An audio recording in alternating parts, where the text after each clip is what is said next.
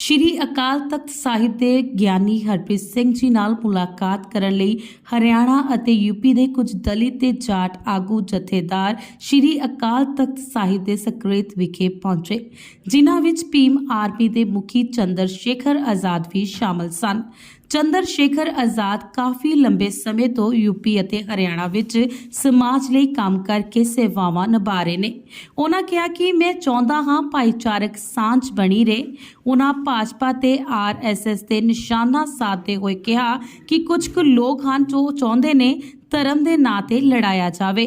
BJP ਅਤੇ RSS ਦਾ ਟੀਚਾ ਹੈ ਧਰਮਾਂ ਦੇ ਨਾਮ ਤੇ ਫੁੱਟ ਪਾਉਣਾ। ਆਜ਼ਾਦ ਦਾ ਕਹਿਣਾ ਹੈ, ਅੱਜ ਮੈਂ ਇਸ ਅਸਥਾਨ ਤੇ ਆ ਕੇ ਆਪਣੇ ਡੈਲੀਗੇਟ ਨਾਲ ਜਥੇਦਾਰ ਸਾਹਿਬ ਨੂੰ ਮਿਲਿਆ ਹਾਂ। ਭਾਰਤ ਸੈਕੂਲਰ ਮੁਲਕ ਹੈ ਜਿੱਥੇ ਸਾਰਿਆਂ ਨੂੰ ਰਹਿਣ ਦਾ ਹੱਕ ਹੈ ਜੋ ਸੰਵਿਧਾਨ ਕਹਿੰਦਾ ਹੈ। ਜਥੇਦਾਰ ਸਾਹਿਬ ਨਾਲ ਮੇਰੀ ਮੀਟਿੰਗ ਵਿੱਚ ਮੌਜੂਦਾ ਹਾਲਾਤਾਂ ਸੰਬੰਧੀ ਵਿਚਾਰ ਵਟਾਂਦਰਾ ਕੀਤਾ। ਕੁਝ ਮਨ ਦੇ ਸਵਾਲ ਸੀ, ਹਰ ਇੱਕ ਸਵਾਲ ਦੇ ਜਵਾਬ ਮਿਲੇ। ਜਥੇਦਾਰ ਸਾਹਿਬ ਨੇ ਮੈਨੂੰ ਸਮਝਾਇਆ। ਜਥੇਦਾਰ ਸਾਹਿਬ ਨੇ ਆਸ਼ੀਰਵਾਦ ਦਿੱਤਾ ਹੈ ਮੈਨੂੰ ਕਿ ਜੋ ਲੜਾਈ ਵਿੱਚ ਡਟੇ ਹੋਏ ਆ ਉਸ ਵਿੱਚ ਮੈਨੂੰ ਪੂਰਾ ਸਹਿਯੋਗ ਮਿਲਦਾ ਰਹੇਗਾ। ਬੰਦੀ ਸਿੰਘਾਂ ਬਾਰੇ ਉਹਨਾਂ ਕਿਹਾ ਕਿ ਜਿਨ੍ਹਾਂ ਦੀਆਂ ਸਜ਼ਾਵਾਂ ਪੂਰੀਆਂ ਹੋ ਗਈਆਂ ਨੇ, ਮਾਨਵਤਾ ਦਾ ਧਿਆਨ ਰੱਖਦੇ ਹੋਏ ਉਹਨਾਂ ਨੂੰ ਰਿਹਾ ਕਰਨਾ ਚਾਹੀਦਾ ਹੈ। ਸਰਕਾਰ ਬੰਦੀ ਸਿੰਘਾਂ ਨੂੰ ਰਿਹਾ ਕਰੇ, ਇਹ ਸਰਾਸਰ ਮਨੁੱਖੀ ਅਧਿਕਾਰਾਂ ਦੀ ਉਲੰਘਣਾ ਹੈ। मैं भारत का एक छोटा सा गुरुओं का बेटा हूँ। मेरा नाम चंद्रशेखर आज़ाद है और आज हम लोग जो हैं दरबार से मत्था टेकने के लिए आए हैं। नाम तो आपको पैदा होने के साथ मिल जाता है, लेकिन असली नाम तब होता है जब आप कुछ काम करके दिखाते हैं।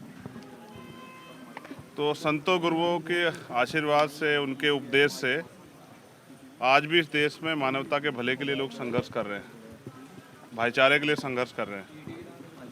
तो मैं भी दरबार साहिब अरदास करने आया हूँ कि इस देश का जो भाईचारा है वो बना रहे। इस देश में जो कमज़ोर तबके हैं उनके भले के लिए, उनको खड़े करने के लिए जो गुरुओं ने पहले से प्रक्रिया जो है प्रयास किए वो आगे बढ़े। और यहाँ इंसानों जैसा जीवन जो है, जो सिक्खी में का गुण है, जो सिक्खी की पहचान है कि मानव एक समान, वो बना रहे, जो अभी किन्हीं कारणों से नहीं बना हुआ है। तो आज देश के हालात में ये कहना कोई बड़ी बात नहीं है कि देश के हालात जो हैं वो बड़े कमज़ोर किए जा रहे हैं षड्यंत्र करके। ऐसे में हमें एकजुट रह के अपने प्रदेश के लिए भाईचारे की एक नई पहल करनी चाहिए और जो कमज़ोर लोग हैं जिनको अधिकार नहीं मिले, उनके अधिकार किस तरह से मिले, इसके लिए भी संघर्ष करना चाहिए। उसी कार्य को हम लोग आगे बढ़ा रहे हैं। गुरुओं ने जो कुर्बानियाँ दी हैं, उन कुर्बानियों से हमें सीख लेनी चाहिए कि किस तरह से जो है एक अच्छे विचार के लिए, एक अच्छे रास्ते के लिए और मानवता के भले के लिए कुर्बानियाँ सदियों से जो है दी गई और आगे भी देते हम लोग जो है रहेंगे। कौन लोग देश कमजोर कर रहे हैं? ये वो लोग हैं जो नहीं चाहते इस देश में भाईचारा बने। कौन है? और ये सब RSS BJP के लोग, ये वो लोग हैं जो इस देश को बांट के रखना चाहते हैं। ये वो लोग हैं जो ऊंच नीच की भावना पैदा करते हैं। तो इसलिए ऐसे लोगों से हमें अपने लोगों को सावधान रखना। लेकिन जो हिंदू राष्ट्र की बात कर रहे हैं, लेकिन ईसाई धर्म में परिवर्तन जो हो रहा है, चाहे वो हिंदू धर्म हो चाहे वो सिख धर्म हो, बड़ी संख्या में हो रहा है। तो फिर ये प्रचार कहाँ रह गया? फिर हिंदू राष्ट्र के लिए प्रचार कहाँ है? देखिए, ये सेकुलर मुल्क है, इसमें संविधान है। सभी धर्मों पंथों को अपनी पूजा अर्चना उपासना करने का अधिकार है और उसको आगे बढ़ाने का अधिकार है। एक मुल्क पहले से जो है धार्मिक हुआ था पाकिस्तान के रूप में, उसका हमने इतिहास देख लिया कि उनको कितनी कीमत चुकानी पड़ी। हम अपने देश को ताकतवर देखना चाहते हैं और जिसकी पहचान है वो बनी रहनी चाहिए। मुझे लगता है किसी एक धर्म के बारे में अगर प्रयास किया जाएगा तो इससे बड़ा नुकसान होगा, देश में कॉन्फ्लिक्ट पैदा होगा, वो नहीं होना चाहिए। जथेदार साहब से आपकी जो बातचीत हुई उसका सारांश बता दीजिए। कितनी देर मीटिंग चली? देखिए, मेरे मन में बहुत सारे सवाल थे। एक बड़ा सवाल ये था कि बाबा साहब अम्बेडकर ने ये सिक्खी क्यों एक्सेप्ट नहीं की। ये जो सवाल है, आज इसका जो सवाल का जो जवाब है वो भी मुझे यहाँ से मिला इस किताब के रूप में। तो आज जत्थेदार साहब से मिलके बहुत सारी जो जानकारियाँ थी वो हासिल की, क्योंकि मैं सीखने के समय में हूँ। धीरे धीरे हम लोग सीख रहे हैं। तो ये भी एक ऐतिहासिक जगह है जहाँ से आप सीख सकते हैं। तो आपको क्या आश्वासन दिया जत्थेदार साहब ने? जत्थेदार साहब ने आश्वासन दिया, उनका आशीर्वाद है कि इस लड़ाई में जो है उनका आशीर्वाद मुझे हमेशा मिलता रहेगा और मैं उनसे वादा करता हूं कि मानवता के भलाई के लिए जो भी काम मुझसे बन पड़ेगा मैं उसके लिए लगातार तैयार रहूँगा। मैं कभी इस देश में मानवता किसी लड़ाई को नहीं चूकूँगा। बहुत बहुत इस जो है पवित्र दरबार साहब पे जो है आके अच्छा लगा। अच्छा, एक पंजाब के साथ एक बड़ा क्राइसिस चलता आ रहा है कि हमारे जो सिख कैदी हैं उन्हें 30-30, 35-35 साल से जेलों में बंद रखा गया। संविधान की भावना के उल्ट काम चल रहा है, चाहे उसमें कांग्रेस थी चाहे बीजेपी है, सभी एक ही समान काम कर रहे हैं। इसके बारे में आप क्या कहते हैं? देखिए, देश में संविधान है, इस देश में आईपीसी है, सीआरपीसी है। अगर किसी के द्वारा कोई अपराध किया गया है तो इसकी एक सज़ा जो है, एक सीमित समय जो है वो मुकर्रर है। कहीं 7 साल की सज़ा है, कहीं 10 साल की सज़ा है, किन्हीं उसमें 20 साल की, कहीं आजीवन है। लेकिन जिनकी सज़ाएं पूरी हो गई उनको राजनीतिक एजेंडे सेट करने के लिए जेल में नहीं रखना चाहिए। मेरी पिछली सरकारों से तो अब उनकी तो है ही नहीं, जिनकी है उनसे अपील है कि वो मानवता का भी ध्यान रखें, जानबूझ के अपने राजनीतिक षड्यंत्र को कामयाब करने के लिए किसी को बंद ना रखे।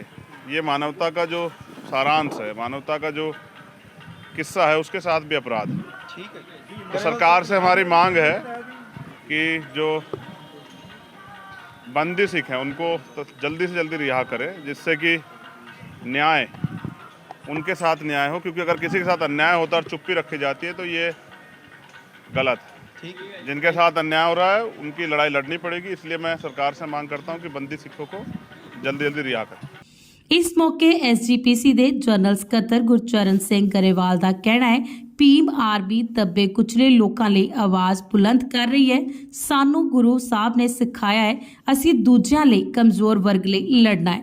ਇੰਨੀ ਗੱਲ ਕਰਦੇ ਗਰੇਵਾਲ ਭਾਵਕ ਹੋ ਗਏ ਜਦੋਂ ਉਹਨਾਂ ਨੇ ਦੱਸਿਆ ਕਿ ਜਥੇਦਾਰ ਸਾਹਿਬ ਨਾਲ ਮੀਟਿੰਗ ਕਰਕੇ ਛੋਟੇ ਸਾਹਿਬਜ਼ਾਦਿਆਂ ਦੀ ਗੱਲ ਕਰਦੇ ਵਕਤ ਚੰਦਰ ਸ਼ੇਖਰ ਆਜ਼ਾਦ ਦੀਆਂ ਅੱਖਾਂ 'ਚ ਹੰਝੂ ਸਨ।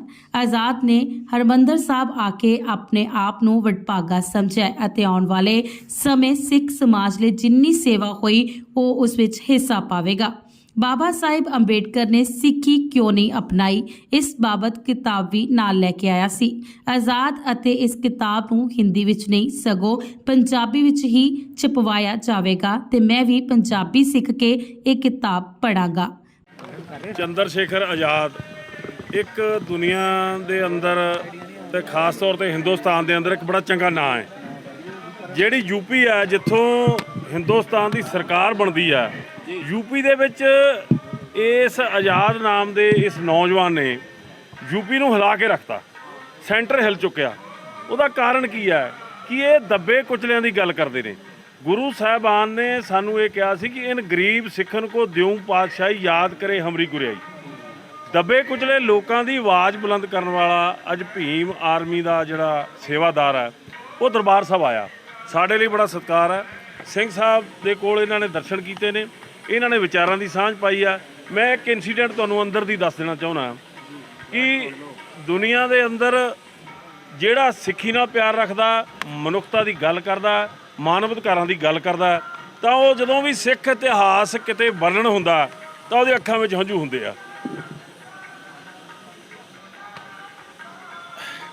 ਅੱਜ ਜਦੋਂ ਸਾਹਿਬਜ਼ਾਦਿਆਂ ਦੀ ਗੱਲ ਚੰਦਰ ਸ਼ੇਖਰ ਯਾਦ ਕਰ ਰਿਹਾ ਸੀ, ਉਹਦੇ ਅੱਖਾਂ ਵਿੱਚ ਹੰਝੂ ਸੀ। ਇਸ ਗੱਲ ਦੀ ਅਸੀਂ ਕਦਰ ਕਰਦੇ। ਇਹਨਾਂ ਨੂੰ ਆਇਆਂ ਨੂੰ ਜੀ ਆਇਆਂ ਨੂੰ। ਸਾਡੀ ਲੜਾਈ ਉਸ ਬ੍ਰਾਹਮਣਵਾਦ ਦੇ ਖਿਲਾਫ ਹੈ ਜਿਸ ਬ੍ਰਾਹਮਣਵਾਦ ਦੇ ਖਿਲਾਫ ਗੁਰੂ ਸਾਹਿਬ ਨੇ ਸਾਨੂੰ ਸਥਾਪਿਤ ਕੀਤਾ। ਗੁਰੂ ਸਾਹਿਬ ਨੇ ਜਿਹੜੀ ਸਿੱਖ ਕੌਮ ਸਾਜੀ। ਸੋ ਇਸ ਕਰਕੇ ਦਲਿਤ ਦੀ ਕੋਈ ਵੀ ਗੱਲ ਆਉਂਦੀ ਹੈ, ਕਿਉਂਕਿ ਗੁਰੂ ਸਾਹਿਬ ਨੇ ਦਲਿਤਾਂ ਨੂੰ ਸਤਿਕਾਰ ਦਿੱਤਾ, ਪਛੜਿਆਂ ਨੂੰ ਸਤਿਕਾਰ ਦਿੱਤਾ। ਅੱਜ ਇਹ ਸਾਡੇ ਕੋਲ ਆਏ ਨੇ। ਤਖਤ ਸਾਹਿਬ ਵੱਲੋਂ ਵੀ ਸਤਿਕਾਰ ਮਿਲਿਆ। ਸ਼੍ਰੋਮਣੀ ਗੁਰਦੁਆਰਾ ਪ੍ਰਬੰਧਕ ਕਮੇਟੀ ਦੇ ਇੱਕ ਸੇਵਾਦਾਰ ਹੋਣ ਦੇ ਨਾਤੇ ਇਹਨਾਂ ਨੂੰ ਜੀ ਆਇਆਂ ਕਹਿੰਦੇ ਹਾਂ। ਦਿਲ ਤੋਂ ਇਹਨਾਂ ਦੀਆਂ ਗਾਇਨਾਂ ਦਾ ਸਤਿਕਾਰ ਕਰਦੇ ਹਾਂ। ਅਸੀਂ ਪੂਰਾ ਆਸ ਕਰਦੇ ਹਾਂ ਕਿ ਇਹ ਜਿਹੜੀ ਲੜਾਈ ਲੜਨਗੇ, ਦਲਿਤ ਦੀ ਲੜਾਈ, ਦੱਬੇ ਕੁਚਲੇ ਲੜਾਈ ਦੇ ਵਿੱਚ ਅਸੀਂ ਪੂਰਾ ਸਾਥ ਦੇਵਾਂਗੇ। ਗਰੇਵਾਲ ਸਾਹਿਬ ਇਹਨਾਂ ਨੇ ਕਿਤਾਬ ਲਿਖੀ ਹੈ ਜਿਹਦੇ ਤੇ 2 ਫੋਟੋਆਂ ਬਣੀਆਂ ਹੋਈਆਂ ਨੇ। ਫੋਟੋਆਂ ਤਾਂ ਸਾਰੇ ਭਲੀ ਭਾਂਤੀ ਜਾਣਦੇ ਨੇ। ਇੱਕ ਬੜਾ ਵੱਡਾ ਸਾਕਾ ਹੋਇਆ ਸੀ ਇੱਥੇ, ਡਾਕਟਰ ਅੰਬੇਦਕਰ ਜਿਹੜਾ ਸਿੱਖ ਧਰਮ ਨੂੰ ਅਪਣਾਉਣ ਲਈ ਪਹੁੰਚੇ ਸਨ। ਮੈਨੂੰ ਬੜੀ ਚੰਗੀ ਗੱਲ ਲੱਗੀ। ਲੇਕਿਨ ਉਹ ਵਾਪਸ ਭੇਜ ਦਿੱਤੇ ਗਏ। ਮੈਨੂੰ ਇੱਕ ਚੰਗੀ ਗੱਲ ਲੱਗੀ ਹੌਸਲੇ ਦੇ ਆਗੂਆਂ ਵੱਲੋਂ ਕਿ ਇਹਨਾਂ ਦੇ ਮਨ ਦੇ ਅੰਦਰ ਇੱਕ ਖਿਆਲ ਲੈ ਕੇ ਆਏ ਨੇ। ਇੱਕ ਲੀਡਰ ਹੁੰਦਾ ਜਿਹੜਾ ਉਹ ਆਪਦੀ ਜਾਤੀ ਦੇ ਆਪਦੇ ਜਿਹੜੇ ਵਰਗ ਦੇ ਲੋਕਾਂ ਦੇ ਬਾਰੇ 'ਚ ਜੋ ਸਵਾਲ ਰੱਖਦਾ, ਅੱਜ ਇਹਨਾਂ ਨੇ ਸਵਾਲ ਜਿਹੜੇ ਕੀਤੇ ਉਹਦੇ ਸ਼ੰਕੇ ਨਿਵਰਤ ਕੀਤੇ। ਤੇ ਇਹ ਗੱਲ ਇਹਨਾਂ ਨੂੰ ਜਥੇਦਾਰ ਸਾਹਿਬ ਨੇ ਜ਼ਿਕਰ ਕੀਤਾ ਕਿ ਇੱਕ ਕਿਤਾਬ ਹੈ ਜਿਹੜੀ ਸਬੂਤਾਂ ਸਹਿਤ ਹੈ ਕਿ ਭੀਮ ਰਾਓ ਅੰਬੇਦਕਰ ਸਿੱਖ ਕਿਉਂ ਨਹੀਂ ਬਣ ਸਕਿਆ। ਇਸ ਦੇਸ਼ ਦੇ ਉਦੋਂ ਜਿਹੜੇ ਕਾਬਜ ਲੋਕ ਸੀ, ਜਿਹੜੇ ਅੰਗਰੇਜ਼ਾਂ ਦੇ ਟਾਊਟ ਸੀ, ਮਹਾਤਮਾ ਗਾਂਧੀ ਵਰਗੇ, ਉਹਨਾਂ ਲੋਕਾਂ ਨੇ ਅੰਬੇਦਕਰ ਸਾਹਿਬ ਨੂੰ ਸਿੱਖ ਬਣਨ ਤੋਂ ਰੋਕਣ ਦੇ ਵਿੱਚ ਵੱਡਾ ਰੋਲ ਅਦਾ ਕੀਤਾ। ਇਸ ਕਿਤਾਬ ਦੇ ਵਿੱਚ ਇਹ ਸਾਰਾ ਵਰਣਨ ਹੈ। ਤੇ ਮੈਂ ਇੱਕ ਹੋਰ ਗੱਲ ਦੱਸ ਦਿਆਂ ਜਿਹਦੇ ਲਈ ਮੇਰੇ ਮਨ ਦੇ ਅੰਦਰ ਆਜ਼ਾਦ ਲਈ ਸਤਿਕਾਰ ਰਹੇਗਾ। ਇਹ ਕਹਿੰਦਾ ਵੀ ਇਸ ਕਿਤਾਬ ਦਾ ਮੈਂ ਹਿੰਦੀ ਵਰਸ਼ਨ ਨਹੀਂ ਕਰਵਾਉਣਾ, ਮੈਂ ਇਸ ਕਿਤਾਬ ਨੂੰ ਪੜ੍ਹਨ ਵਾਸਤੇ ਪੰਜਾਬੀ ਸਿੱਖੂੰਗਾ। ਇਹ ਬਹੁਤ ਵੱਡੀ ਗੱਲ ਆ, ਅਸੀਂ ਇਹਦਾ ਸਤਿਕਾਰ ਕਰਦੇ ਹਾਂ। आज़ाद साहब, आपके साथ जो आपके साथी हैं उनके बारे में थोड़ा बता दीजिए, कौन कौन है? हमारी स्टेट की लीडरशिप है यहाँ की, हमारी हरियाणा की लीडरशिप है, और जो भी आपके माध्यम से मुझे देखेंगे ये सब तक संदेश चला जाएगा कि हमारी आस्था हमारे गुरुओं में, महापुरुषों में कितनी मजबूत है।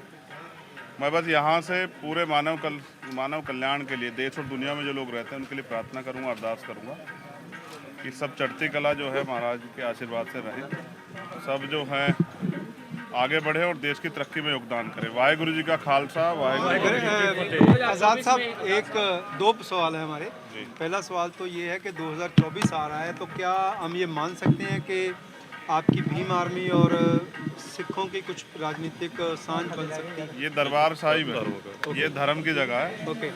और आपके मैं जो धर्म में राजनीति को मिक्स आप नहीं करता। संविधान की बात करते हैं, आप चाहते हैं कि ह्यूमन राइट्स को वायलेशन ना हो, लेकिन आपके उत्तर प्रदेश में सबसे ज़्यादा हो रही है, और आपके जो चीफ मिनिस्टर हैं मिस्टर आदित्यनाथ, वो सबसे ज़्यादा बड़े अपने आप को डाउन समझ के काम कर रहे हैं। उसमें आप क्या कहते हैं? देखिए, वो जो सरकार है ना, वो आरएसएस के लोगों की सरकार है, और आरएसएस के लोगों ने कभी संविधान को नहीं माना।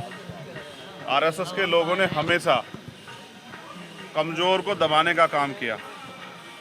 उन्होंने देश के संविधान के खिलाफ सारे काम किए। जिन पे बंदी सिंहों पे हम बात कर रहे हैं, वो भी संविधान के विरुद्ध काम हो रहा है। जो भी संविधान के विरुद्ध काम होगा और जो भी करेगा, हमारे यहाँ सबसे ज़्यादा अन्याय हो रहा है, मैं इस बात को मानता हूँ। वहाँ हिटलरशाही चल रही है, लेकिन ये कुदरत का निज़ाम, प्रकृति परिवर्तन करती है। जब अन्याय बढ़ेगा तभी अच्छे लोग एकजुट होकर इस लड़ाई को लड़ेंगे। ਵਾਹਿਗੁਰੂ ਜੀ ਕਾ ਖਾਲਸਾ, वाहेगुरु जी की फतेह। ਅੰਮ੍ਰਿਤਸਰ ਤੋਂ ਹਰਜੀਤ ਗਰੇਵਾਲ ਦੀ ਰਿਪੋਰਟ।